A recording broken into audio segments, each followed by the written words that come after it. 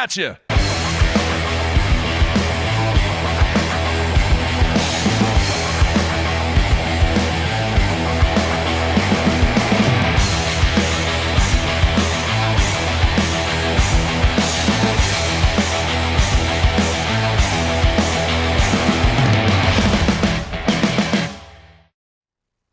Good Tuesday, everybody. Welcome once again to BTL Bass Talk Live, where we're going to talk about bass fishing and anything else that the fans want to talk about. Yes, it is time for the Sunline Hotline show, folks. And this is one of my favorite shows that we do right here at BTL. And very excited to hear what the fans have to say. And a couple of housekeeping items first. You see the number? It's on the screen right now, the Sunline Hotline, 405-253-5543. And what we're going to do, I see people are calling in already. All right, I'm going to take care of some business here. We're going to take a commercial break, and then we will come back and we will start to take your phone calls. And it seems like there is a lot of people that want to discuss a number of things that are taking place in the bass fishing world. But before we take a break, I need to let you know today, the first 8 callers are going to get a prize. Right here, I have in my hands a brand new product. They actually launched it at ICAST. It is a brand new line from Sunline called Do Strike FC. This is very cool, folks. It is a line that is specifically designed for the chatterbait. That's right. How many times have we had guests on this show where they talked about how much of an impact that the chatterbait had on their tournament week? It seems to be the thing that everybody's got to have in their tackle box. Well, now Brett Height has actually designed a line, fluorocarbon line, that is specifically designed to throw your chatterbait, your bladed jig, whatever you want to call it. All right? And for the first 8 callers after the commercial break, I'm going to mail a pack of this to you, all right, to where you can try it out. The one that we have right here that I'm going to be sending out, 16-pound test fluorocarbon, and everything that I've been told about this stuff, it is great, great stuff. It's green and smoke. It's camoed up, and a very unique product here. So the first 8 callers after the break, I'm going to hook you up with some of this new Sunline Do Strike FC right here. I've got 8 of them that I'll be sending your way. All right. Got to tell you, folks, before we go to break, my email was absolutely bombarded last night and this morning about something that has taken place in 2021, and we'll talk about it. But, folks, for those people that may not be aware of it, yes, in 2021, we're going to have another professional tournament trail. Are you kidding me? Like we need another one. All right, but supposedly more information's coming down on a live something on Facebook. It is called the National Professional Fishing League, and it's going to start in 2021. And I'm going to throw a link out there to their Facebook page, and you guys can check it out. And quite honestly, my initial opinion, based upon some of the comments that were thrown out there, quotes from the people that are forming this, is really we really need this. All right, I got to find out more. I want to get one of the majority owners on the show, talk about this, talk about why they're doing this. And it seems to me, based upon the initial information that I can find out, this professional league or tour or whatever you want to call it is designed for people that have full-time jobs. That's right, full-time jobs. In other words, if you're out there and you're a business owner, you're a welder, you're an attorney, you're a doctor, you're a management consultant, you're a financial planner, whatever you are, you can now be involved in a full-fledged professional fishing league, and you have the capabilities of winning a lot of money. All right, they're saying that they're going to give away $500,000 at each tournament, no entry fee championship, live streaming, and most importantly, you have to sign a contract. Are you kidding me? Why all of a sudden now, to be a professional angler, do you have to sign a contract? What? I mean, I get it. I understand it from an MLF perspective and what they're doing and why they had to do it. But come on, is that a necessity now to form a professional fishing league that if you're going to participate, you got to sign a 2-year deal? You got to sign a contract? I don't know, man. Once again, more power to them. Best of luck. Best of luck with the adventure. But now we're just going to liquefy what is already a pie that is absolutely obliterated from a sponsorship standpoint. More decisions to be made. You know what? Maybe this organization has got piles and piles of money that they want this to happen for the guy that has a full-time job. Now, my question now is there going to be anybody that is going to divert from BASS or FLW or Major League Fishing to go fish the National Professional Fishing League? I don't have the answer. I just found out about it a few hours ago. Anyway, I want your take.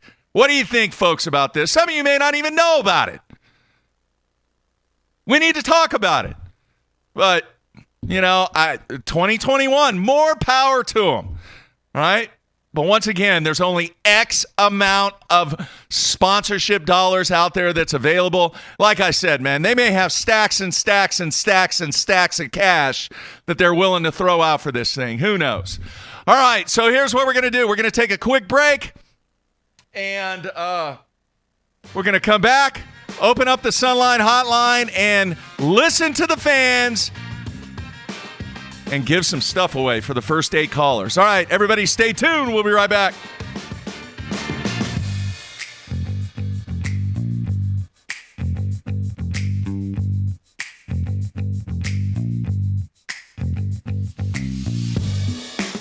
You are serious about catching fish. That HDS is a dead giveaway. You've got the best fish finding sonar money can buy. Time to build the ultimate fish finding system with live sight sonar. See what your lure is doing in real time. Watch fish strike as it happens. See for yourself. Take the Live Sight Sonar 30-day challenge. If Live Sight Sonar doesn't help you find and catch more fish, send it back, no questions asked. Gamakatsu, the G Finesse series. In my opinion, the G Finesse series is the only lineup of hooks you need for any fishing you do. But I know a lot of guys haven't used this hook yet. The G Finesse series has the nano coat on the hooks. And the nano coating makes the hooks sharper, smoother for a better hookup ratio. 20% stronger than black nickel. Wow, that is incredible. That's a lot of strength. My Gamakatsu G Finesse series, perfect finesse fishing for you. Check out the G Finesse series of hooks by Gamakatsu.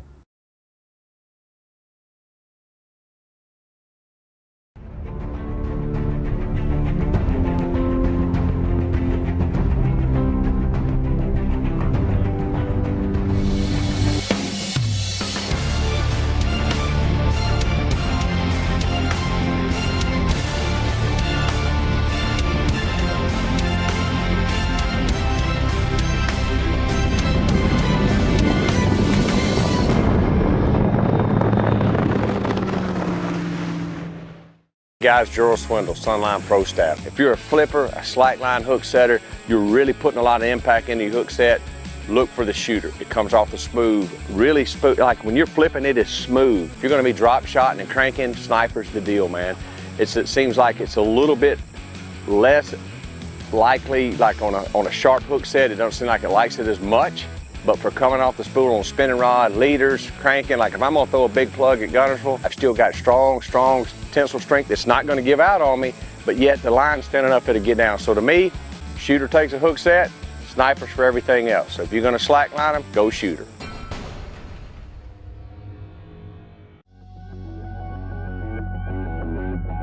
The name SPRO says it all. SPRO stands for Sports Professionals. When you look at the pro staff that SPRO has brought on board over the past 15 years, it's been pretty incredible. I mean, one got it just then. From the development of the rock crawler to the McStick, from the Fat Papa to the Little John series, when you tie a Spro bait on, you know it's been designed by a professional to get the job done. Blue Water by TH Marine. Offering LED lighting solutions for your boat, trailer, truck, ATV, and so much more. Engineered and built to be rugged with waterproof and submersible options. Designed for easy installation, Blue Water is available in a variety of colors and styles. All backed by a limited lifetime warranty. Blue Water by TH Marine. At Duckett Fishing, we have assembled the top pros in the country to help us design rods to give you a competitive advantage. Castability, strength, durability, action, sensitivity, weight and balance, and consistency. Combine that with the best warranty in the industry, and you have rods that are pro-driven. Duckett Fishing, pro-driven.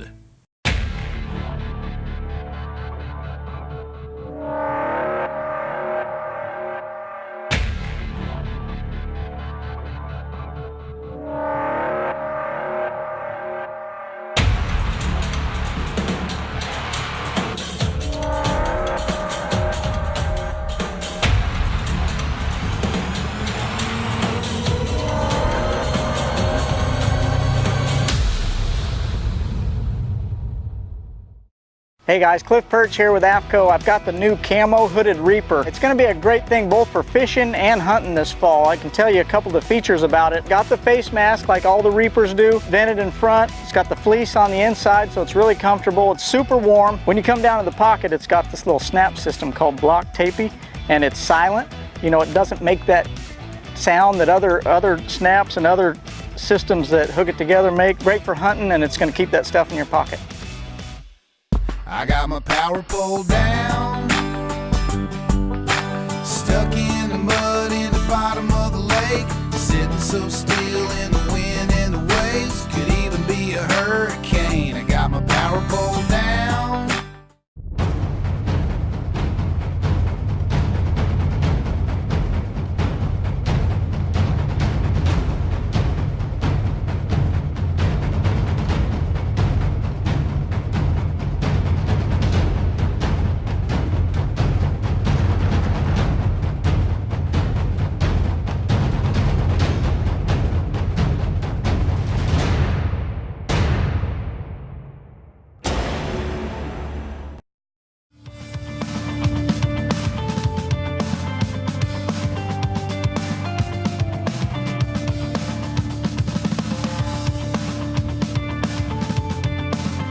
All right, we are ready to go to the phones. We already have calls lined up.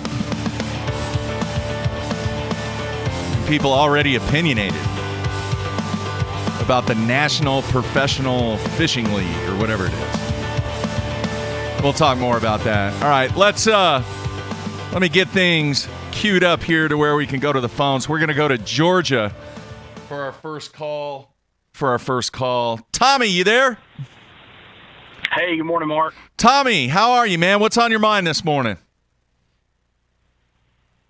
Man, let me be honest. I think some of this is a creation from MLF. I mean, there's really no other way to put it. It is an animal of their own creation. I don't think this is going to be the last new tour that comes out.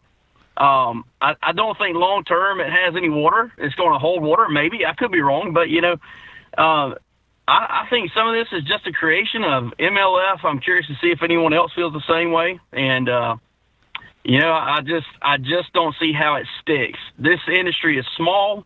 There's not a lot of sponsor dollars that are going around, and I don't see how it maintains its payout long-term compared to bass and MLF.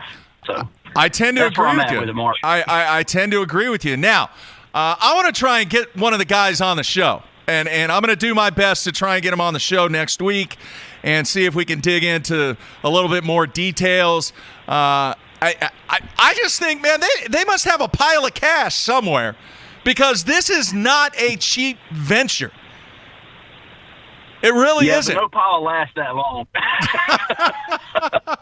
No pile lasts that long. You know, I remember Hank Parker, one of the famous things he said in a couple of speaking engagements that I've been to with him is that if you want to be a millionaire in professional fishing, start with 2. You know, that's just the reality, you know? There's not that much money that goes around, and I don't see that pile being big enough to make it that long without TV, without sponsors, without non-endemics. That's where Major League Fishing has it. They have the non-endemics. They have the deep, deep pockets. And they can last, you know, but that's, I don't know. Yeah. All right, man. Anything else you want to talk about? You know, I think one of the things that no one really talks about with MLF is that I love the format. I love the people there. My challenge with the MLF format, and I think that turns a lot of people off, is the language they use. And I'm not talking about cuss words. I mean language like the greatest group of anglers ever formed. That's not true. Those group of anglers were formed at Bass. They were formed at FLW. It's not the greatest group of anglers, you know, and just the little plugs, you know, that they make, the little comments throughout the show, if they would let some of that go and just be them, you be you, and do their own thing, I think people would let it go. But I think the hardcore angler struggles with MLF because of their language. And you know in business, Mark, that you have to be careful with what you say and how you say it. How you say it is just as important as what you say. And I think if they would change just some of their language and how they communicate things, quit making little comments towards the other trails, whether they say it or not, that's how people take it. You know, stop making those little comments and just move on. Do you, man? Be you, and let Bass be Bass. Yeah. You know, I'm sorry. You know. No, that's a great point, man. What's it fishing like in Georgia in the fall? This fall? It can be really, really good. Depending on the lake that you're at, Sinclair's really good. Seminole can be good. Seminole's really even going to get better in the next few weeks. Don't get down there as much as I'd like to. I've been fishing on a couple little lakes around here and doing a couple other things, but you know, it can be really good. You know, we don't freeze here, so I get to fish all year round. It's just a matter of, do you want to be cold or not be cold? That's all it comes down to. All right. So cool. Send me an email, mark@basson.com, with your ship-to address, and I'll get you hooked up with some Dew Strike. Got it, Mark. Thank you very much, man. All right, man. Take care. You too. All right. Interesting thoughts there. All right. Let's see here. Phone continues to ring. Hey, you're on BTL. Who is this? Hey, Mark, this is Rob from Illinois. How you doing? Hey, Rob. Doing well, man. What's on your mind?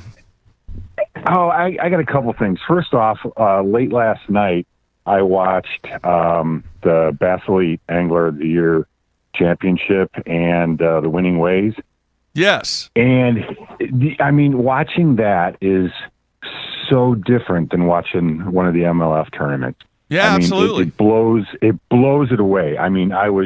Because I watched a little bit of the MLF over the weekend and then watched the Bass last night, and I was just shocked at the difference of it. Plus, one thing, you don't learn anything watching MLF, because if you watch it, it's hook set to land.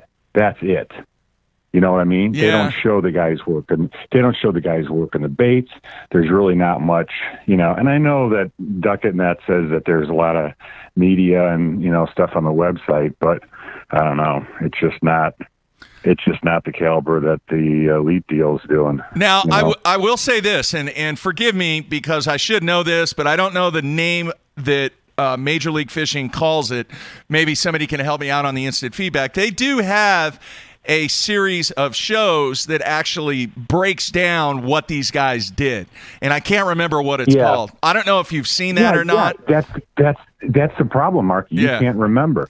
There's so much stuff, and now there's stuff on the internet regarding these other tournaments that are going on with MLF, and I don't know if they're current. I don't know if they're fishing. I don't know if Jared Littner was fishing last week or whatever, but it's coming up on the internet, and I don't know if it's current or past. But one quick other thing, we're always talking about how these guys need to get paid. Why doesn't a pro come out and publicly announce a big sponsorship deal and let the money, the terms out, And I think that would get some competition going. Like, oh, so-and-so got this much, I'm going to go for that much. And then maybe their sponsorship deals would go up. You know, Am I crazy? That's an interesting take, and I'm sitting here racking my brain to think over the years if that has ever happened. Now, there's been announcements of big sponsorship deals, but obviously the little phrase was thrown in there. Terms of the deal were not disclosed. Exactly. Yeah. It's all hypothetical. I mean, everybody's guessing. I don't know. That's interesting. You know, and I mean, it would take some nerve or some, cojones to do that. Yeah. But hey, it may help. We have discussed, and it was many, many years ago, there was actually a story that was done anonymously, and I've talked about trying to do it once again about how much money was being generated by these guys just from a sponsorship standpoint. And it was done anonymously. You didn't know who it was. I don't know, man. That's a great point. How cool would it be for somebody to step up and go, hey, live, I'm going to make a huge announcement, and then they do it live, and then they say, hey, I'm Joe Smith. I just signed with Harley Davidson. It's a 3-year deal for $120,000, $40,000 a year, whatever it is. That would be cool. And then it would give a basis for everybody else to kind of, go after sponsorship dollars. That's an interesting take. That's an interesting take. I kind of like it. All right. Anything else on your mind? That's about it, man. I love your show. Listen to it all the time, and love that you do multiple shows every week now. It's awesome. Thanks, man. Hey, send me an email, Mark at bassone.com with your ship to address, and I'll get you hooked up with some Dew Strike. All right? Fantastic. Thanks a lot, buddy. Take care, man. We'll see ya. You too. All right. I like the name. Dew Strike FC. Very cool name. All right. Let's continue. Let's go to the phones. Continue to have calls lined up here. Hey, who is this? You're on BTL. Hey, this is Josh the Painter. How's it going? Josh, how are you, man? Where are you calling from? Alabama. Alabama. So what's on your mind today? I like I said, it's of course we got to go about the MLS being bought out by FLW. I'm just stating my personal opinion, but it feels like that MLS is buying FLW so that way if the MLS format does not work out and they can't seem to make a feeder group, which financially I don't think is really possible, but they're using the FLW as a way to a fallback. So that way, if MLS doesn't work, they can be like, oh, we already have this other system ready and waiting. Well, if you remember on a previous show, I said this, Josh. When you're a company, it doesn't matter what business you're in, and when you're looking to purchase a company or a brand or look at different assets, you being the company, you want to make your brand better. And you want to go out and try and buy the best that is available to make your brand better. And when you look at the feeder system, of which, the realization is that's why the main reason that they bought FLW was to create their feeder system into Major League Fishing. Well, what was the best option out there? The best option was FLW. And I truly believe, and nobody's really said it, but I truly believe that is why that FLW was positioned the way that it is now with Major League Fishing, because it does set up a defined structure on what the feeder system is, and they already have the structure pretty much in place. So I think, yes, does it give them a mix now of which everybody was objecting to, which was the every fish counts thing? Yes? Yeah. So now they have this feeder system that eventually we're going to have to wait and see. Is the five fish thing going to go away? Are they going to continue to have these events with the 5-fish format? Well, obviously, as of right now, that's what they're doing.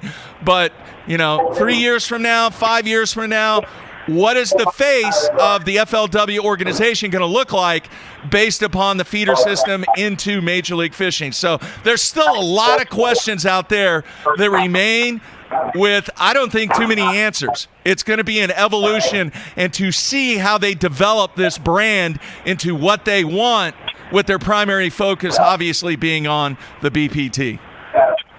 Yeah, on another, the same note, I'm trying to figure out on a financial sense. I'm, coming from the lower level BT, the BFLs and stuff like that. On a lower level, how can they afford to do a every fish counts lower BFL stuff, or BFLs and stuff like that?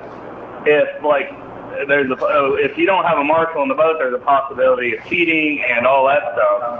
And if you have a marshal for every boat, then there could be cheating all over the place. I'm just wondering, financially, how can they have a marshal on each boat? Well, I think they're looking at two different things. And one, I know they are working feverishly on the technology to make that a somehow, some way intertwined with a mobile device. All right, that's one thing. The other thing that they could do is, if they decide to go to that format, every single entrant or every single angler would have to bring an official.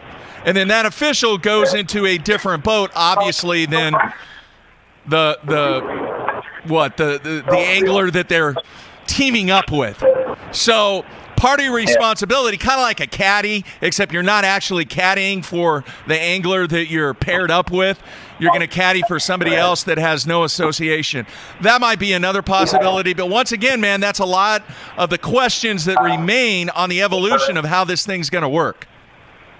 The only way I could see it working if they do it kind of like they do kayak fishing, where you take the length and the girth of the fish and measure it out and take a picture and send it to them, and then based off that they would kind of estimate the weights and stuff like that. Now I could see it working that way. Of course you'd have a few extra officials for each tournament to do it to where they can keep up with all the photos coming in and stuff like that. Yeah. I could see it working that way if they stretch it that way, Yeah. I don't know, man. I don't know. Otherwise, financially, you can't. It would make them go bankrupt, in my opinion, if they try to put a marshal or pay a official to be in their boat, or in each boat. Because there's at least 100 and some odd people per BFL tournament. There's multiple divisions, and financially, I just don't see it being plausible. Well, once again, that is several of the questions that remain, and I think that is a very, very difficult task to try and intertwine the MLF format into the BFL. So we're just going to have to wait and see on that. I don't know if they may not change that, because that is, the AA version of what's taking place. Yeah, like I said, I liked it when we had BASS, MLF, and FLW. I liked when we had all three. There was a healthy competition. Everybody was. It gives people more, a few more options of where they wanted to go. MLF can invite people and stuff like that. Yeah. And I thought it was a good thing, but now that it's moved to three, I think there's less. There's more competition, but it's less option for the anglers like me down here at the bottom. Yeah. All right, man. Well, send me an email, mark@basszone.com, and I will get you hooked up. All right, Josh. Thanks for talking to me. No, man. Thanks for being a fan. I know you're very active on the instant feedback and everything. Appreciate you watching. All right, man. later. Take care. See ya. Josh the Painter. Yes, he is a longtime fan of the show. All right, let's go back to the phones here. Hey, you're on PTL. Who is this? Hey, this is Rusty from Missouri. Rusty, how are you, man? Hey, I have got the scoop for you. Lay it on me. I have found the first ever MLF, FLW, BTQ, SRT, YZ Homo sapien tournament over here in Flat River Creek. Okay, do tell. It's called a Hypocrite Open. It's called what? Isn't that what didn't Boyd Duckett make the comment that they would never go back to that strategy of a fly fish deal?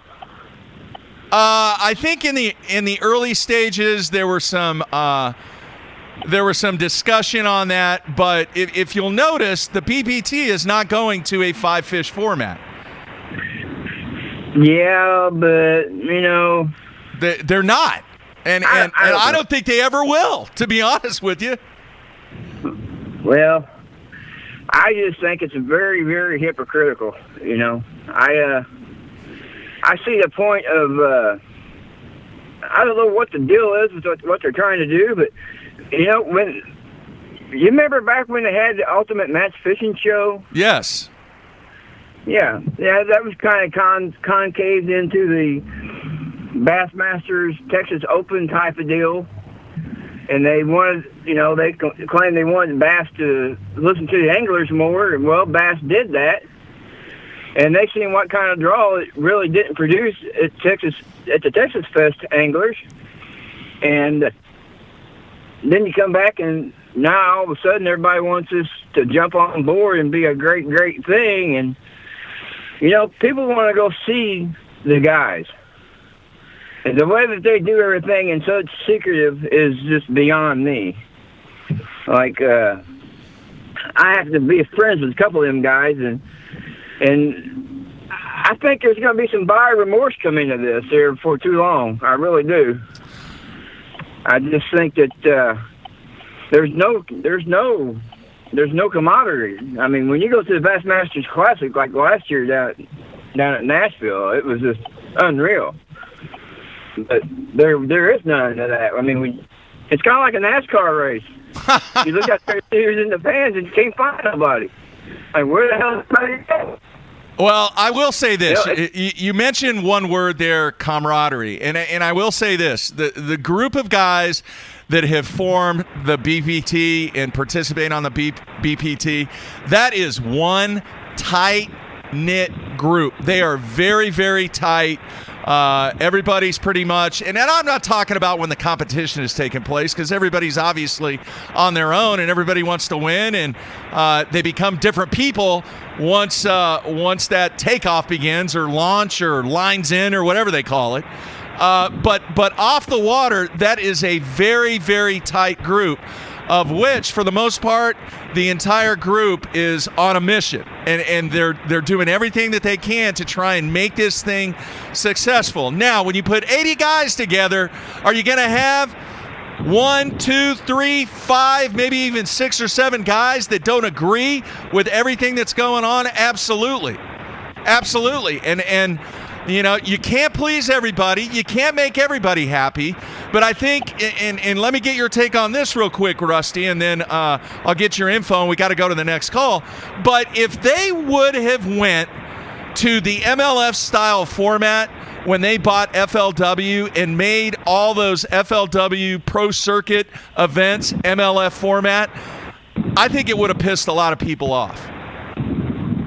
Well, agree with that? It still pisses a lot of people off. Well, I think that was the right decision. That was the right thing to do, to keep the 5-fish format. If you remember when Boyd came on the show, when we did the Las Vegas show, he said that it was going to be a hybrid format, and then a week later, we see the PowerPoint presentation, or the PDF, and they decided that, nope, it's all 5 fish. So obviously they're listening to somebody. And I think it would have been an absolute disaster if they would have went directly to the MLF-style format. Well, yeah, I mean, because they're shooting. I think they shot themselves in the foot to begin with. But hey, who am I? I'm just a guy that loves to fish, and I'll continue to fish till the day I die. But I just don't think that the way it came about was the proper way to do it all. Yeah. I really believe there is some underlying remorse on what's going on, because, look at Jordan Lee. He had an opportunity to become, everybody thought that Kevin Van Dam could have been surpassed, but Jordan Lee was on a hell of a start to it. No, I agree. all that for a TV show. Well, I mean, basically, it's just a TV show. You got Rusty. TV shows. Rusty, I'll say this, okay? That was a choice that Jordan Lee made. Okay? It was his decision. He could have stayed. He could have been at the top of the top over on the bass side, but the situation is these guys all made their own decision to sign that contract and be on the Major League Fishing side. So, it's their call. It was their decision. So, we're going to see how this thing progresses. I realize that. I just don't think that. I don't think they've seen what. I don't think he really realized how many people was actually young college kids and young high school kids was looking up to the way that he was approaching the things and succeeding in the way he was doing it. I mean, that's just my take. But I think a lot of them guys that's old enough there are just about to. Just like you had when you had Mr. Plunkett on yesterday. Yeah. He is such a level-headed guy, and I fished with him back in the Central Pro-Am Association. Yeah. And he's one of the smoothest, easiest to get along with guys, and says it in such a way that, which also meant that fish with the guys having the same boats and all that. What was that deal they had there where everybody had the same boat for a while there, lasted a couple of years? They all had like matching nitros with 150s on them and all that. Yeah. I can't remember what the series was, but anyway, I mean that.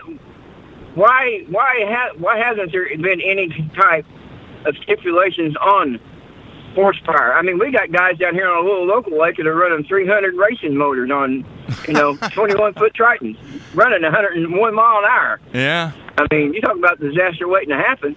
Kind of crazy. What's wrong with the limitations on the motor and on the electronics and getting it back to where, the way I learned about, using the tallest treetop and the pole line and, it's like I'm just as guilty because I got one of them new Garmin live scopes and you might as well put a camera in the water. I mean, it's that easy.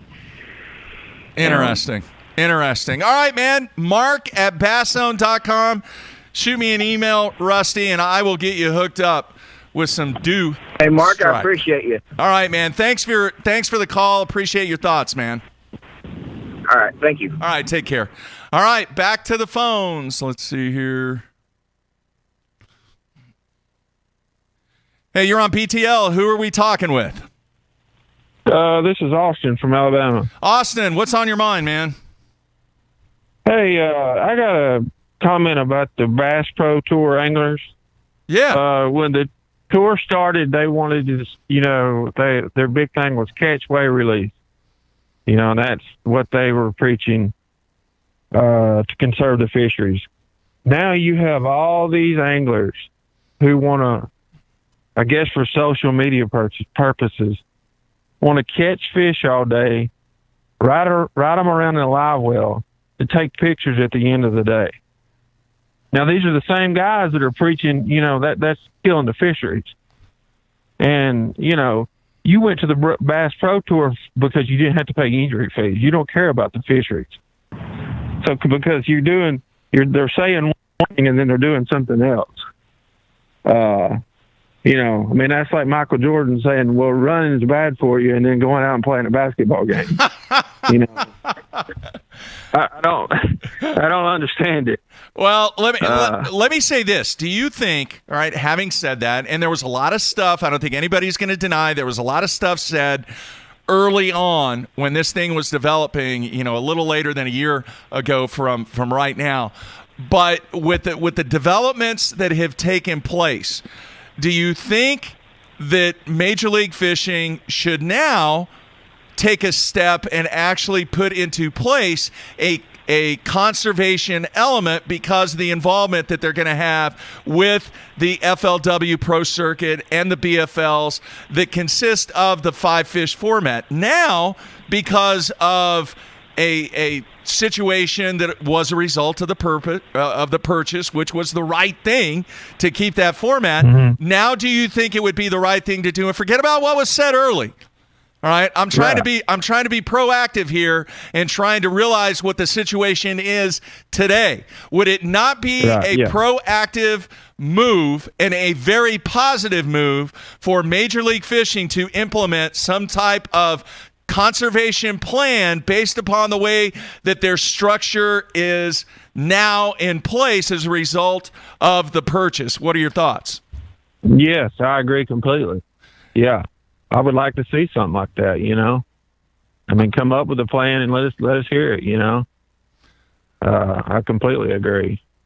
You know, and that might be in the works, because the one thing that people have to understand, and I hope people realize, look, I'm pro bass, I'm pro Major League Fishing, I'm pro this, I'm pro that. I want the whole thing to work. All right, because when the whole thing works, it's better for the fans, it's better for the sponsors, it's better for the anglers, whatever these guys choose to do, guys and girls. All right, that is their decision, but it's better for everybody involved, be it the weekend grinder to the fun fisherman, that these organizations are successful. We want them to be successful. All right, so I have no skin in the game, but you have to realize that when business decisions are made and things happen, people make mistakes, organizations make mistakes, but where the situation goes from where it was early in the beginning, it is constantly evolving.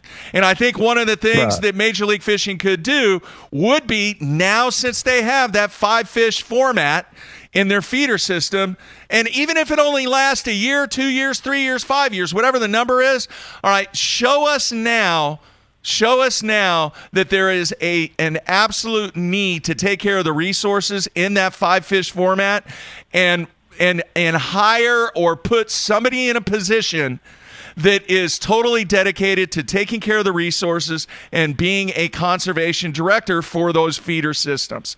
I don't think anybody's going to argue with me on that one.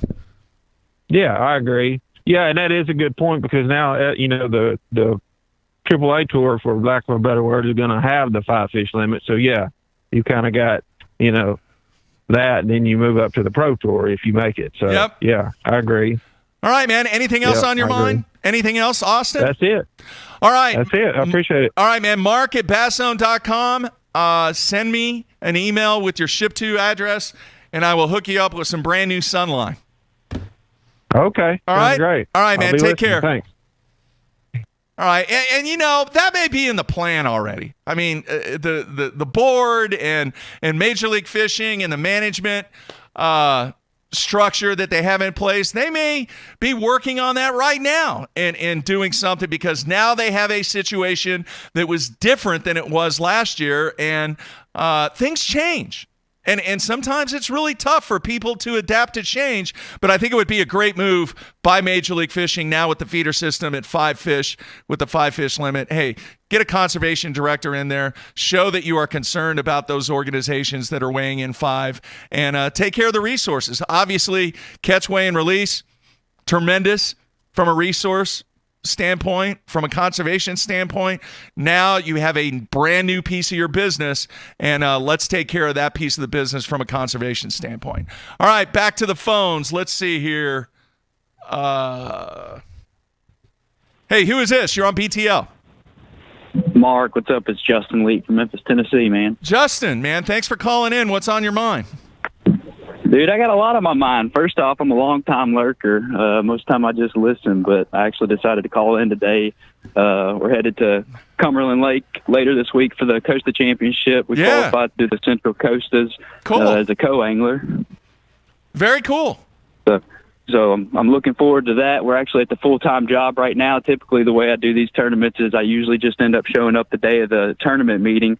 Being in the back of the boat, a lot of it's out of my control. So really what I'm just focused on is trying to figure out what I'm going to catch the fish on. So most of the time, it's just all about the confidence baits for me. So I try to take as least amount of days as possible for each event, and I try to fish as many events as possible as I can. I've been doing that for the past 2 years in the Opens and the Costas. So Well, how much have you learned from fishing out of the back of the boat? Dude, a tremendous amount. I mean, I've got lucky to draw some pretty big names: Stephen Browning, Jared Littner. I mean, I've learned a ton from those guys.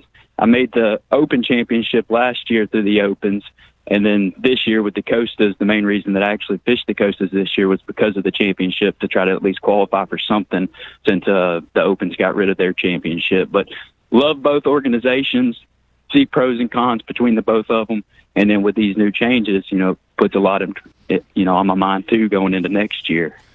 Yeah. So as a co-angler, what are your thoughts about all this that's taking place? Well, so last year was the first year, and I fished just the Opens, and really I signed up for the first event, which was at Ross Barnett, just to kind of practice. That's down where I live. So really I was just using it for practice for the rest of the year, since it was in March, and I ended up winning it. So I ended up signing up for the rest of them. Oh, he went away. Mark, you still there? Yeah, I'm there now. Oh, okay. I had some feedback. Sorry about that. Okay. But that's really what got me serious into it. So I went into it this year. I fished both Bass Open divisions, the Easterns and the Centrals, and then I fished the Coast, the Centrals, just to get as much experience as possible, because like you just talked about, being in the back of the boat, you just learn a ton. And if that's what you're looking to do, I don't see any other way that you can do it except starting out in the back of the boat, especially a working guy like me. And that's what a lot of people talk about, being able to afford it. How can anyone be able to afford it? And I think you've got to start where you can, where the funds are available, and work yourself, work as hard as you can and work yourself up. I don't think there's any other way, to be honest with you. All right, man. Good stuff. So how are you feeling going into the event at Cumberland? Yeah, I'm trying to pay as much attention as the guys that I know that are already out there practicing, all the FLW on the water media coverage that they've got going on. Looks like the water's pretty low. Looks like it may be a little bit far behind as far as the fall fishing goes. I think the water temperature's a little bit higher than I kind of expected going into it. So I think it's going to throw a few curveballs for the guys, but man, I'll be there, and maybe it'll work out my way. All right, very nice. We're going to have Matt on tomorrow. He's going to give us an update on how his practices went. They had a day off on Wednesday, so we'll get his take on how he feels about the Cumberland River. So looking forward to that. All right, man, anything else, Justin? Nope. Hey, the new tour that was actually just announced. Yeah. I've seen a lot of flack from guys talking about the $5,000 entry fee, and how, I think they mentioned that it's more for the working man, and how can the working man afford it. And it kind of goes back to what I was talking about, starting where you can and working your way up. But I think more.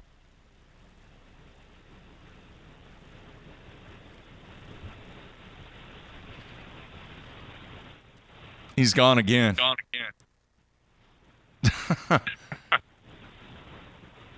right, we're going to let him go.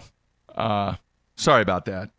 Justin, if you're still listening and you can hear me, Mark at bassown.com. I will still get you hooked up with some Sunline. All right, let's go to our next call.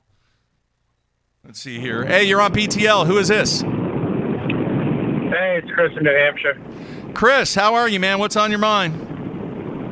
I'm just curious to what you think about the sustainability with the cash flow. They're just bleeding cash constantly, especially with the purchase. I don't know. To me, it seems like they'll never be able to keep up. If you heard me on previous shows, I said the gentleman, Mr. Klatchko, who they hired from NBC Sports, the future from a revenue standpoint is really dependent on him going out and getting a number of large non-endemic deals, because the industry itself, it can't continue to pay what they're wanting from a sponsorship fee standpoint. They have to get this they have to get this influx of cash flow if they want to remain with no entry fees. And the amount of expense that they incur at each event to do all the live streaming and all the engagement and everything they have going on at each of these events, it is imperative that they have to get multiple non-endemic deals done for this to continue to be profitable, unless you just continue to throw cash at it and survive. But I'm waiting to see. I don't see that happening. I mean, at some point you're just going to run out of money. I mean, even Johnny Morris isn't going to run out. He's not going to last forever. You only have so much cash on hand. I agree. It wouldn't make any sense. I agree. They need to get a Coke. They need to get a Coca-Cola. They need to get a Budweiser. They need to get a Gatorade. They need to get one of those big non-endemics, a Nike, an Adidas, a Home Depot, a Lowe's, even a Tractor Supply, something. They've got to get something in order to maintain the revenue levels that they are creating with the structure that they're having right now. To me, you would have thought they would have tried to do that ahead of time. I mean, yeah, but you got to understand. You got to understand. They did this in a hurry. They did it in a really, really short time frame where they had to piece this thing together. And that's why I've said all along, I said 2020 is going to be the key year because now they have a ton of data from their first year. They can go to these ad agencies because hopefully most people know, these decisions are not being made by Home Depot. These decisions are being made by the ad agencies that are doing the media buys for Home Depot. Now, there might be one or two people that have influence on that decision, but ultimately the media buy is being done by the ad agency. So we'll see. We'll see, man. What are you going to put $250,000 on? Major League Fishing or a set of 4 30-second spots on Monday Night Football? What are you going to do? Right. Yeah, Monday Night Football. Well, that's the battle. That's the challenge. That's what I think is going to happen. Not to say it should, but I just think that you're going to get more viewers on Monday night opposed to 7 a.m. on Saturday when half of us are either in bed or we're out fishing. Good point, man. Great point. All right, do this. Send me an email, mark@basszone.com. I will get you hooked up with some brand new Sunline Dew Strike. All right, man? Awesome. I appreciate the show. You guys do an awesome job. Thanks. All right, thanks, man. He's got a good point there. The financial stability, 2020 is going to be a massive year for Major League Fishing. I don't care how rich you are. Rich people don't continue to put money into something where they continually lose money unless it is extremely important to them and they still maintain the lifestyle that they are used to. So we'll see. Very, very interesting. All right, let's go back to the phones. I think we have one more package to give away. Hey, you're on BTL. Who is this? This is Luke from Missouri. How you doing? Luke, doing good, man. What's on your mind? Oh, I was just sitting here, and as I'm trying to sign up for the Bass National Team Championship, and I'm listening to your show on YouTube, and just thinking, how the cost of this has gotten out of control. I fished tons of local tournaments here in Missouri, Stockton and Lake of the Ozarks, Table Rock, all local lakes, and I've won some bigger tournaments this year, and still, you sit here and balance it at the end of the year. There's just not enough, to really bump up in levels because I'm fishing so much. It's the cost to just drive to these places and, respool your rods every week. And when you need $100 worth of lures here, it's I listened to it. You talked to Randy Blockett in your last show about it. Just the price of everything is getting out of control. Yeah, that show that we did with Randy yesterday, pretty eye-opening. It really was, and Randy does a great job. Randy's always been pretty opinionated, but he had some really, really good points about so many things that are concerning for the future of this game. Yeah, I'm going to do it. I just come across tournament fishing about 4 or 5 years ago, and I fell in love. I've spent every last nickel I've had doing it, and I'll continue to until the day I can't anymore. But I can sustain the level I'm at now, but as far as moving up or moving forward, that's even a bigger price to pay.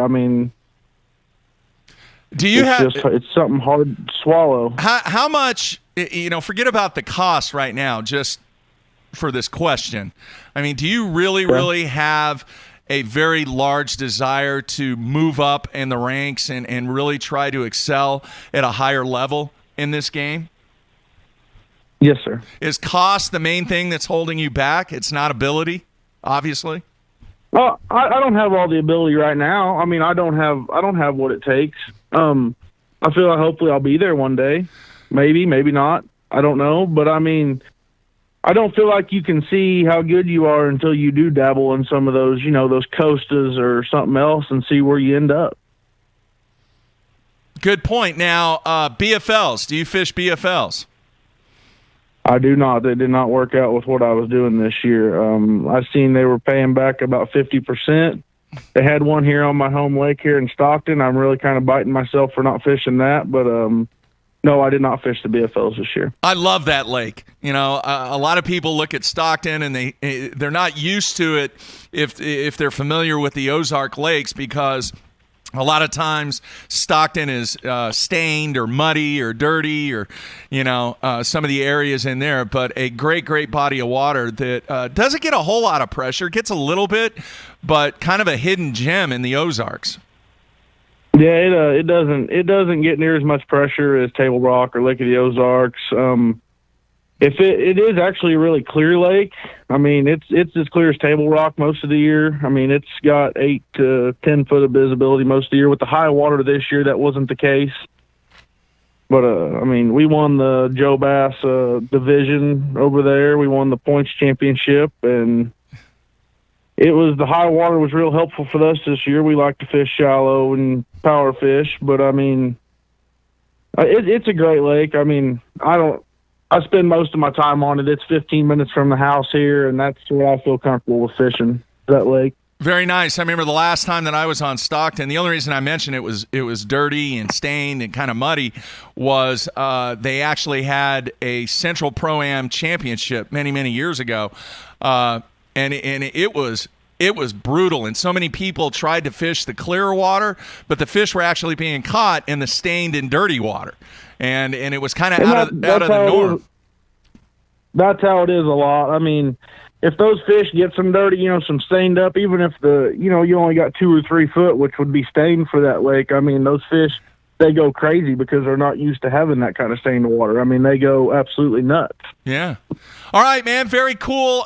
Wish you the best in your quest to move up the ladder in this game. So send me an email, mark@bassown.com, with your ship-to address, and I will hook you up with some Sunline. Sweet. Thank you. All right, man. Take care. Have a good one. All right. Yeah, I like Stockton Lake. Very, very cool place. All right, let's keep going to the phones here. Hey, you're on BTL. Who is this? Hey, this is Matt from Western Massachusetts. How you doing? Matt, long way away. How are you, man? What's on your mind? Doing well. Actually, I had a couple things. Hopefully, you got time to give me your thoughts. The first one was going back to the MLF-LW PDF thing. The first thing I noticed when they announced 5 fish every day, and after Boyd was on and said it was going to be a hybrid, I immediately thought that is the smartest decision they could have made. That puts them in absolute direct competition, same format as the BASS Elite Series. And now that they have, 300-something hours of programming of that, they are, between the two formats, some people like one, some people like the other, some people like watching both. Mm-hmm. They now got 600 hours of media coverage, which just completely destroys what BASS has. Do you think Bass needs to worry about getting new corporate sponsors and retaining what they have now that they have such a small media footprint compared to the MLF-LW? I don't. I think that they're always going to try and pursue non-endemics, but I think as far as their sponsorship base that they currently have in place, I think it is very, very, very strong. It's going to be interesting to see, there's a term called churn that is tied into retaining what you have. How much is going to churn in, how much is going to churn out. And I think Bass is substantially solid when it comes to the sponsorship that they have. In fact, if you remember the 2 press releases that came out, Dick's decided to go away from the Bassmaster Classic. They have Academy on board now, and they have a very, very solid sponsor lineup. I think when you have 50 years of history, I think when you have the brand established as well as that BASS brand is, that you're relying heavily upon the history and the way that you are substantiating your impressions and your media presence in the way that they do, to where people have really, really good information. Sponsors have really good information on the return that they're getting. I think some of the challenges with Major League Fishing is, think about it. At the beginning, what was one of the reasons that the vast majority of people were tuning in to that live stream? Because they wanted to see what it was all about. They wanted to see what was going on. So logically, you would think that the number of people that tuned in to that very first event was substantially higher than the 6th event that they had during that season. Agreed? Agree. All right, so you have really one really kind of obscure look from a statistical aspect of, you have this vast interest in the beginning of curiosity and everything else, and then you have finally, when you get down to event 6 and 7, kindly everything starts to level off. But what you do have is you only have 1 year of history and 1 year of statistical data that you can go to sponsors and go, okay, well, here's what we got. Well, when you compare that to what Bass has 50 years of history and 50 years of data and 5 or 6 years of live data from them doing all the live content that they're doing. So the substantiated historical data for companies to get involved is well established with Bass. Hence, that's why I don't think that they're going to have too many issues with retaining and companies churning out. Now, where the big challenge is with Major League Fishing is they've got an enormous amount of media exposure, enormous amount of platforms to showcase the brands, but they only have 1 year of data. And that is a very, very difficult thing to overcome when you're going out there trying to get the Coca-Colas or the Gillettes or, Home Depot or Lowe's or whoever it is. It is a very, very difficult venture to substantiate spending a large amount of money when you only have 1 year of data. Does that make sense? Totally. Yep, I hear you. So I think Bass is in a good position, but at the same time, I'm not taking anything away from Major League Fishing. I think they have some challenges, but the challenge is to get that opportunity. And I think once you get that opportunity, if they can fulfill what they are promising, then you're going to see some non-endemics begin to stride toward Major League Fishing if they are getting a good return on their investment. I mean, come on. Non-endemics don't get involved in anything if they don't see a return. It's stupid. That's a general fundamental rule of business is if you're going to invest money in a marketing campaign with an entity, especially a large sum of money, well, I better see a return. And for so many years, it's been, unmeasurable. Well, not anymore. Now it's pretty measurable. Right. Pretty measurable now in some instances. So a lot of challenges, but they do have a product. And now, good grief, you throw in this third thing that's going to roll out in 2021. Are you kidding me? I mean, it's crazy. Crazy. Anyway, so hopefully I gave you a little bit of insight on my thoughts, man. Right. One more thing, and I'll try to make it quick. Yeah. What are your thoughts if I thought about it when I was listening back to the Randy Blockett show, and he was talking about level playing field. And, we had that with the selects and the cups. The anglers were all from similar rigged boats. And I thought, what if MLS did at each venue they went to, they took those boats from the selects and they did almost like a lottery, like people would put in, and if you got selected, you could compete out of one of those boats on some other lake that's not on the venue, and MLF could, advertise, look at it, we're taking just people from wherever, we're putting them in boats, and they're loving the heck out of the MLF format, showing that it's not just the pro level that can enjoy this, but actually, putting a bunch of random people on these select boats, lakes they've never been to, but still have it be near the venue, and just kind of like you have the Super Bowl, you have the games and stuff people participate in with that, but this is like a small 1 day or half day tournament, MLF style, out of the select boats. Maybe. Do you think logistically that even it's possible? Do you think people would sign up to try to get their name picked to participate? Maybe. Maybe. I mean, anything's possible, but I am a big, huge proponent of the PTQ. And if you ever heard me talk about this, I think it's a huge, huge marketing opportunity and a way to generate more revenue for the guys that are out there trying to compete for money. Have you heard this concept? I don't want to take too much time, but have you heard me talk about and discuss the PTQ? It stands for Pro Tour Qualifier. Have you ever heard this? Yes. I what a great way to create interest and give somebody an opportunity, 2, 3, maybe even up to 4 people an opportunity to compete, while at the same time they don't have to make a $50,000 commitment to test the waters.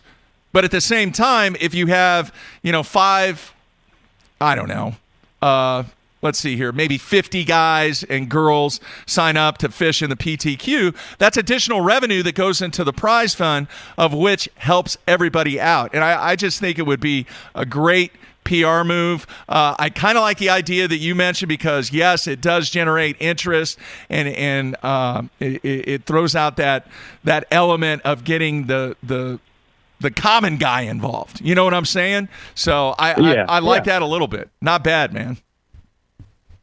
All right. Well, thanks, Mark. It only took me about 35 minutes of calling 175 times, but I know. I got through. I'm telling you, man, we're getting hammered. I think people want me to do more of these call-in shows, but at the same time, from a scheduling standpoint, we're actually going to take a look at next year on having a weekly call-in show and maybe doing 4 shows a week, with Thursday being a call-in show. So we'll keep you posted on that. All right, man. Take care. Thanks again. Have a good one. All right, thanks for calling. All right, we're going to take a few more calls. I have all my Sunline Dew Strike given away, so those will be coming out shortly. I'll try and get those shipped out this week. All right, let's go back to the phones. All right, hey, turn your speakers down a little bit, whoever this is. Who is this? Hi, this is Mike from North Carolina. Hey, Mike. How are you, man? You got your speakers turned down? I believe so. I got my headset in here. Okay, that'll work. Yeah, that'll work good. All right, what's on your mind today, Mike? Good to be back on the show again. Since the last time we talked, I guess the last Sunline Hotline show was that the day before the announcement of MLF buying FLW, if I remember right? I don't remember, man. I'm sorry. Well, a couple things. I love the fact that the entry fees for BFL and Costas are going down. And I like the new divisions of Costas that they're offering. And I like that they're staying with the 5-fish format in those levels, as well as FLW Tour. So I'm really looking forward to next year. And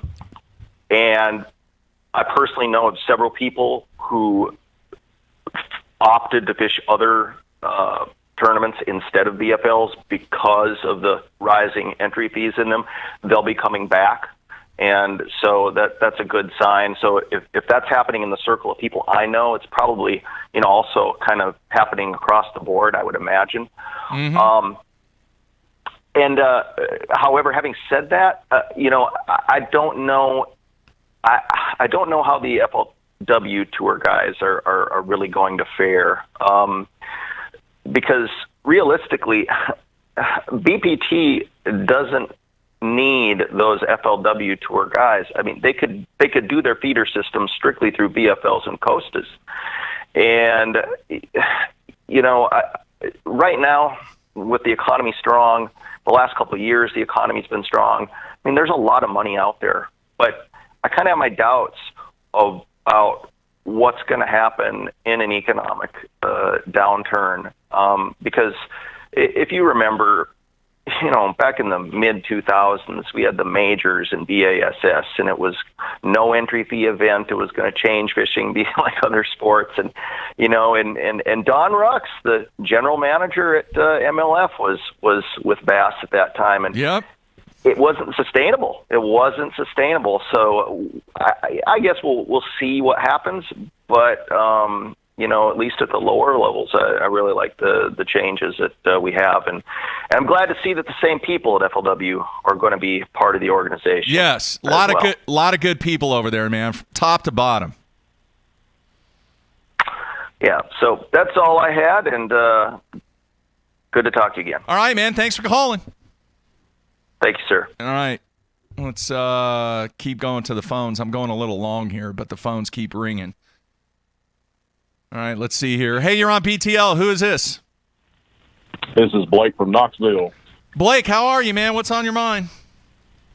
Oh, bud, doing well. I've got a question, a couple of points, and I'm a show or two behind, so you may have already addressed a couple of these, but I know in previous shows that I've called in and listened to, there was a lot of discussion about formats of BFLs and Costas going to MLF versus Five Fish, and just thinking about it from a liability standpoint, because of the amount of money on the line, I think it would be a hard move for MLF to try to implement their MLF format on those when you don't have a paid official in the boat with them to weigh that stuff. Yeah, we talked about that. We actually talked about that a little bit today. Two things, two possibilities. One, they come up with some digital technology that would allow this to work, and they have something already, but I think they're trying to fine-tune it, and I don't really know. I don't have a whole lot of info on it. And then the second thing would be is if you entered a BFL, you have to bring an official with you, and that official would go into somebody else's boat.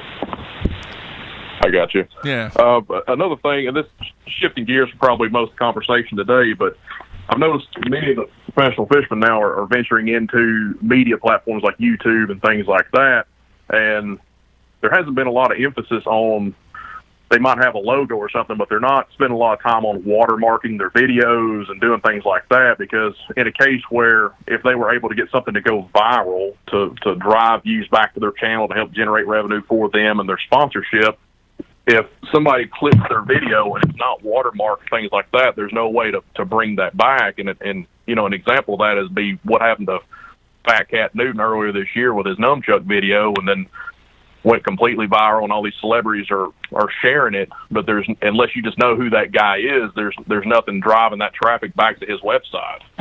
No, that's a good point. That might be something that's a good point, and I think with a lot of the professionals, they're trying to establish the brands that they represent in the content that they're creating. In other words, it's kind of like a soft sell. Right. Some of them are big time hard sells, because they're talking about a specific product with a specific technique in a specific area of the lake doing very specific things. So that's an interesting point, and I don't know how many guys out there that are truly besides Scott Martin, maybe Brandon Polinick, but Scott Martin is kind of the king of generating revenue from YouTube. I don't know how many of the guys that are actually making a ton of money from the reimbursement that comes from Google on the revenue generation from YouTube. I think it's more of a brand representation through the soft sell, that they are representing the companies that are paying them from a sponsorship standpoint that said, hey, we need you to do this. We need you to establish the brand and represent the brand in as many digital media formats that you can do. Hence, I think that's what's taking place. I think Scott Martin's, he's the king of it, man. He's the king. Right. But if you look at what, Swindle has basically rejuvenated his channel and everything that like Luke Duncan's doing, if those guys released a blooper video, all of us in the industry would want to watch it. And if that went viral and it's not watermarked, then those guys aren't getting the traffic back to generate revenue either, like you're talking, directly from YouTube or from the soft sell of product placement and things like that. Yeah, it's an interesting take. Very interesting. Hadn't really thought about that. So good input there, man. One other quick question, and you guys may have covered this with Eric from Bass, and I probably just need to listen to that again. As far as trying to lobby our local tourism boards and things like that to make a play for another tournament trail to come back locally, say here to Knoxville again or back to Chattanooga for Chickamauga or Dayton, places like that. What's starting from scratch here? Who should you contact locally to try to do that? I would say the chambers, because typically the Chamber of Commerce, or there are a lot of communities that have what is classified as economic development committees. I know in certain areas too they have sports committees, sports commission committees that are actually formed to try and bring in events, motocross, golf, tennis, even big craft shows are driven by these economic development committees to bring in, lodging, obviously restaurants, hotels. So typically each community that is trying to bring in and generate revenue has something in place to where they are looking for events that they can get involved with that will generate revenue for the communities and tax dollars. That's the big thing. The more... Right, and the Classic for us last year was huge. I mean, oh, yeah. They said, 150,000 people. I mean, it was more than a regular home football game, and they were here longer and spent more money. Absolutely. So yeah, big time. So that's why the communities pay these organizations to come in, is because the amount of tax revenue and additional revenue is generated from those events taking place in their communities. All right, thank you, Mark. Love the show, and I'll hang up and listen to the rest. All right, man. Appreciate the call. All right, that was we can't end on that number. Okay, for the first time the entire show, the lines are open. And suddenly they are not open anymore. All right, let's take a couple more calls. Hey, you're on BTL. Who is this? Hey, how you doing, Mark? This is Marvin from Dayton, Ohio. How are you, Marvin, man? What's on your mind? Oh, not too much, man. Hey, I just wanted to call and say, man, I love your show, and I love bass fishing here in Dayton. A buddy of mine got me introduced to it a couple years ago, and I fell in love with it. Cool. Cool. But my question is to you, man, is on the BFLs on the FLW side, I guess with the MLF thing going on, will they have like the 1 pound fish limit, from 1 pound on up? On the BFL side, no. My take is that it's going to be whatever the rules and regulations are for the body of water that they're fishing on. So if it's a slot lake, let's say if they fished here at Lake Tenkiller, the restrictions are you cannot weigh a largemouth or a smallmouth in between 13 to 16 inches. You can weigh in under, so they're going to abide by whatever the guidelines and rules are for that body of water for the BFLs. Okay. All right. I see. Okay, good. Well, I just want to say thanks, guy, and I love your show, man. Take care. Hey, man, fishing's tough in Ohio. Jeez. Oh, yeah. Tell me about it. It's really tough. All right, man. Take care. All right. All right. See ya. All right, let's keep going to the phones. Wow, one time, folks, the entire show, the phone lines were open for about 3 seconds. All right, here we go. All right, you're on BTL. Who is this? Entire show. Hey, this is Andrew from Illinois. How you doing? Good, man. Hey, turn your radio down or your device down just a little bit. Yeah. Okay. I got you. I'm driving. I got you on YouTube right now. I was streaming it. So I just turned it off. Can you hear me better now? Yeah. I didn't catch your name, man. I'm sorry. Yeah, this is Andrew from Illinois. All right, cool. What's on your mind, man? Hey, I just had a question for you about that new bass league, whatever it's called, the National Professional Anglers, whatever. Yeah. So I'll be honest with you. I've been fishing my entire life. Been fishing tournaments. I've been since my dad when I was 10 years old. I personally think that the 5-fish format is truthfully the best way to measure an angler's ability. MLF is great. I think what they're doing for the sport of fishing as far as conservation, letting the fish go, et cetera, is awesome. But diluting the professional fishing world so much, and I know you touched on this earlier because I kind of jumped in as soon as I got on the road. Diluting the professional fishing world this much, you think it's going to just kind of just pull apart the sponsors, pull apart the fabric of each organization a little more and more, and just kind of spread the money too thin, if you know what I mean? I obviously you didn't hear my rant at the beginning of the show. I didn't. This is unnecessary. It's gonna really put a lot of pressure on the sponsorship dollars to be divided up 3 ways. Now, once again, I don't have a lot of details on what these guys are doing, and I'm going to try and get them on the show next week. But if they're looking at going coast to coast or from, I don't know, Oklahoma to North Carolina and cover 3/4 of the United States, that is a lot of expense to do the number of events that they're wanting to do. Entry fee at $5,000. I mean, come on. How many full-time working guys are going to be able to fork out $40,000, $50,000, $60,000, $70,000, whatever it is? And now to be able to put in a revenue stream and develop a revenue stream, you're going to have sponsorship dollars. All right, where's it coming from? Yeah. There's only one pool. I 100% agree. Yeah. The one last thing I do want to say, though, and this is just my personal opinion. Everyone's got their opinion. Like I said, I'm a big 5 bass guy. But I think that those guys that are fishing the Bass Pro Tour, doing that format, and those guys that are getting up in the FLW Tour that are starting to get weaned into that format, they're not going to want to leave. I mean, if you go out there and you're catching as much bass you can, you're not spending the time trying to figure out where the big ones live. You do that for a few years. I don't think you're going to want to leave that format once you get in that groove. You know what I mean? Yeah, I agree. Here, I want to ask you a question, and I don't think I've ever asked a fan this question before. All right, let's say a guy wins a BFL on High Rock Lake, okay, on the East Coast. Yep. Do you seriously think that a weekend guy in Lufkin, Texas, cares anything about that guy that won a BFL on High Rock Lake? Nope, probably never heard his name, never will. And probably has no reason to.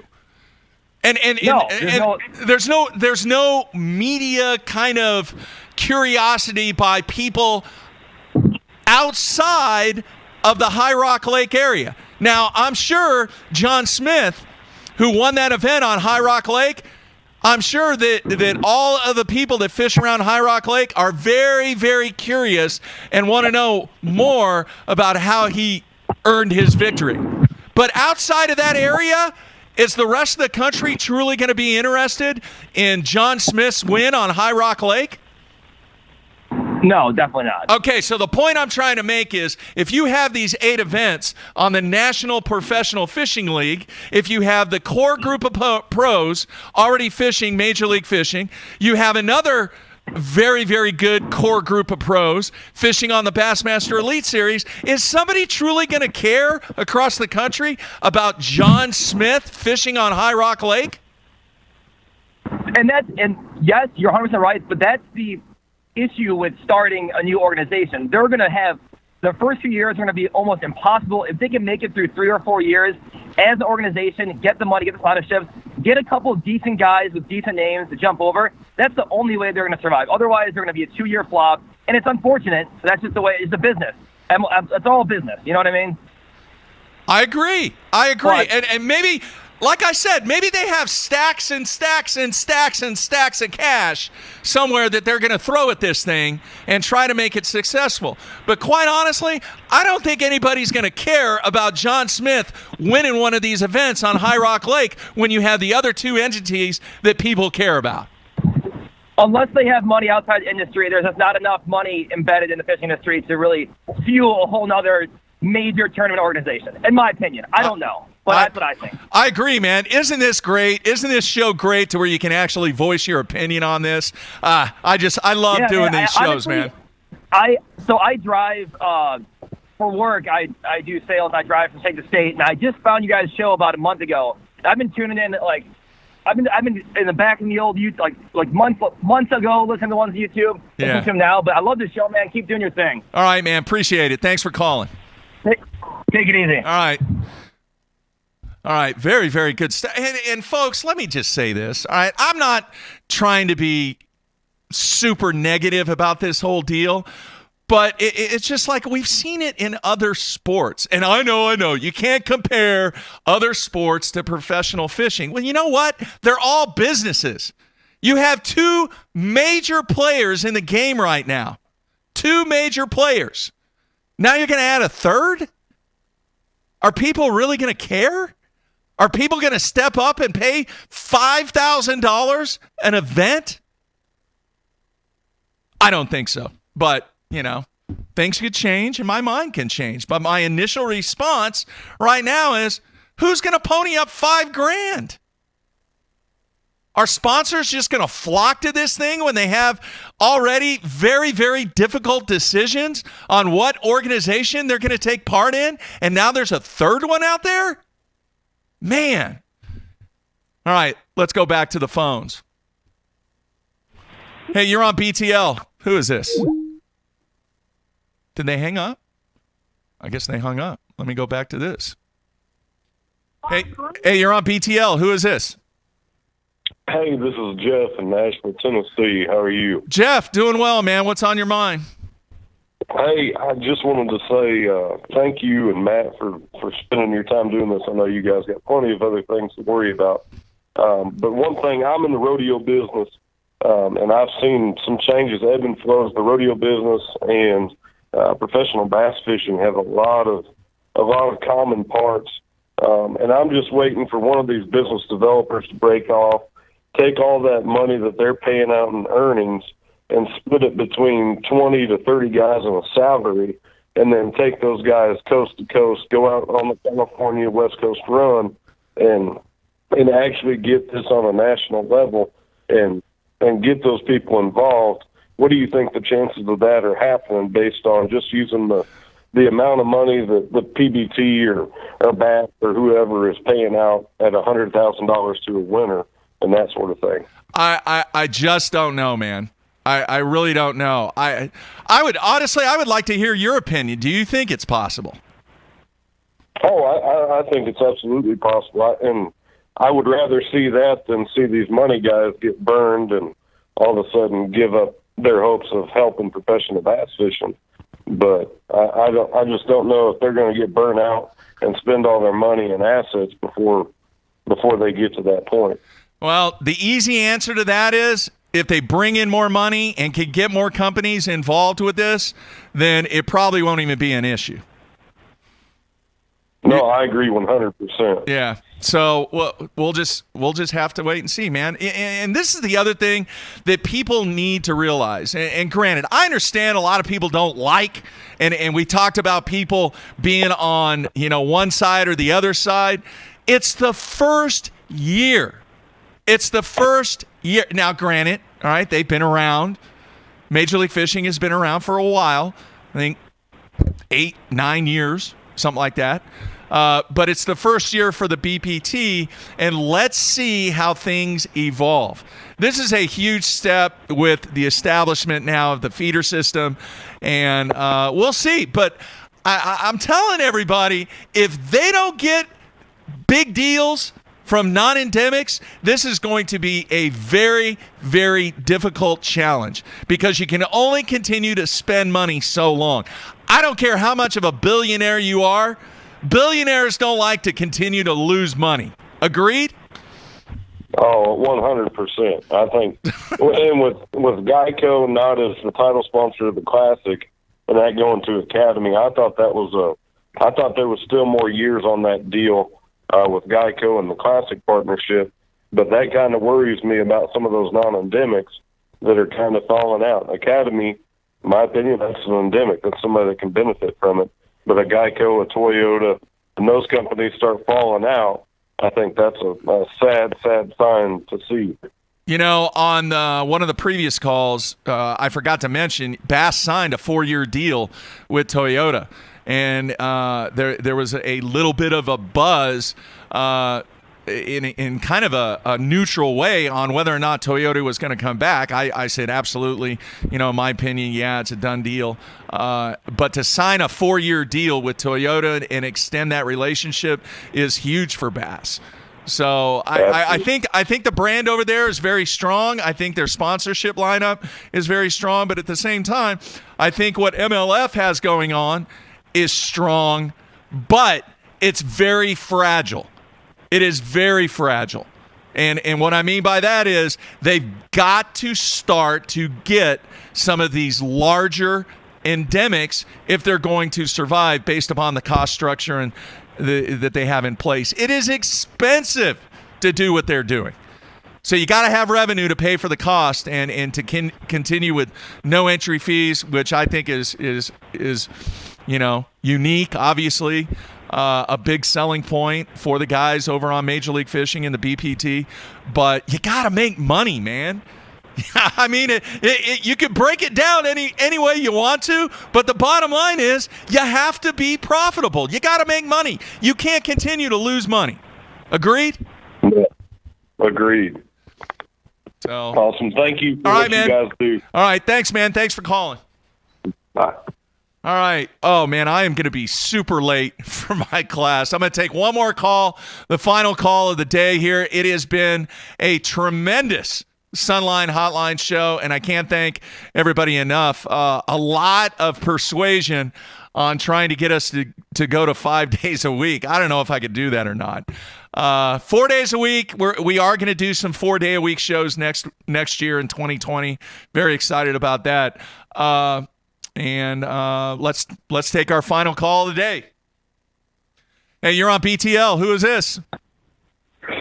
Hey, Mark, this is Steven. I'm from Georgia. Steven from Georgia. You are the last call of the Sunline Hotline show today, man. How are you? Fine, lucky me.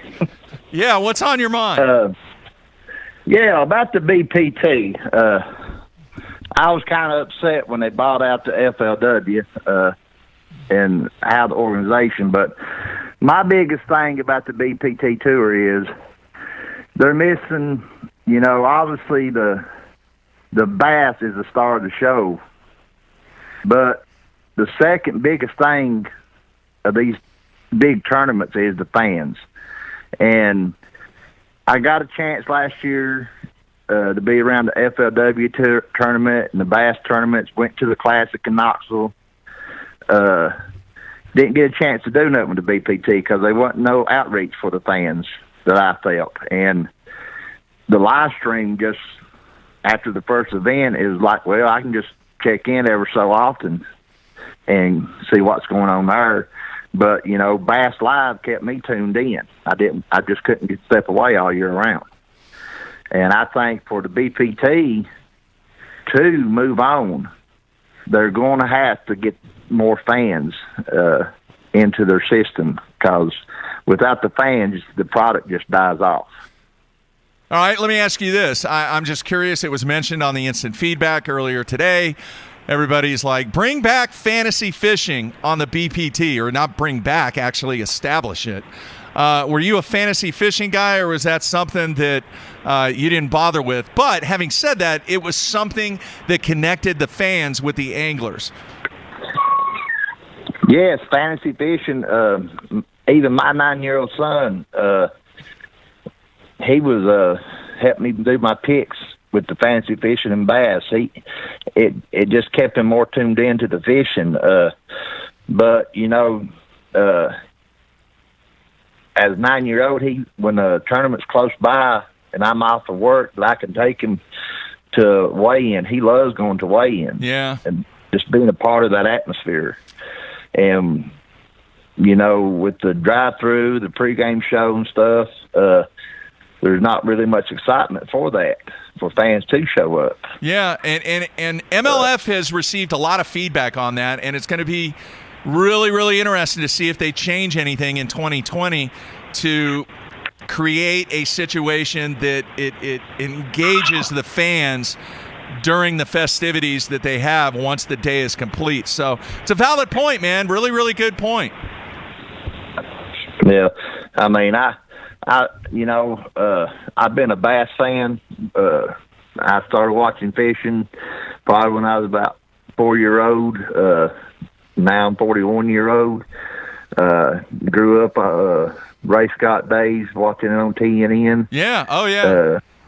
You know, couldn't wait to get home from church just to see what Bassmasters had on. I did the same thing, man. We would rush home from tournaments to watch the outdoor block on what you mentioned on TNN. So I'm right there with you.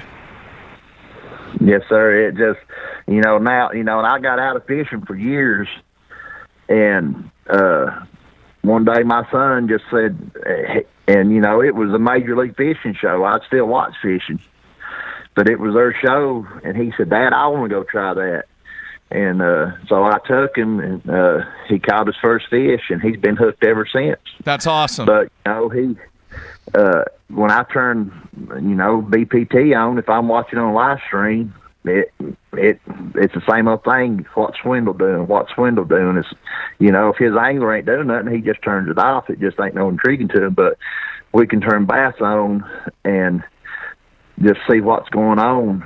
I think the biggest thing that they done for Bassmaster was going to the 4-day live show. It just, I drive and I can just turn that on and listen to it during the day, and it just made a big difference on what content I followed this year. Yep. All right, man. Steven, appreciate you calling, man. Take care, and thanks for being a part of the show, man. All right, thank you. All right, take care. All right, folks, that's going to wrap things up here on a Tuesday. Another fabulous Sunline Hotline show, and I will get those products to the people, the first 8 callers, here shortly. Hopefully, I will get those mailed out this week. All right, a couple of things real quick as I cue up the music. Hopefully. Didn't work. There we go. Jeez, flying solo. All right, tomorrow we're going to check in with Matthew, see how he is doing on the Cumberland River. And then the special guest that I was working on, not going to happen. I tried. You remember I said about 30, 40% chance. Maybe next week at the same time. I want to try and get these guys on that are creating this new tour in 2021 next week. So Matt will be back in studio. Once again, I want to remind everybody, if you're watching on YouTube, watching on basszone.com, if you're listening to the replay on either one of those, or if you're listening to the podcast, please make sure you review us. Make sure you continue the comments. Send me feedback. I'm going to give some stuff away as we approach the 1,000 reviews on iTunes. I was going to do it today, but we are super late. I was actually going to go through the process on how you do a review on iTunes to where you can do that. And like I said, good, bad, indifferent, all of the reviews help us out tremendously. And can't thank all the fans for taking part in the Sunline Hotline show today. Great stuff.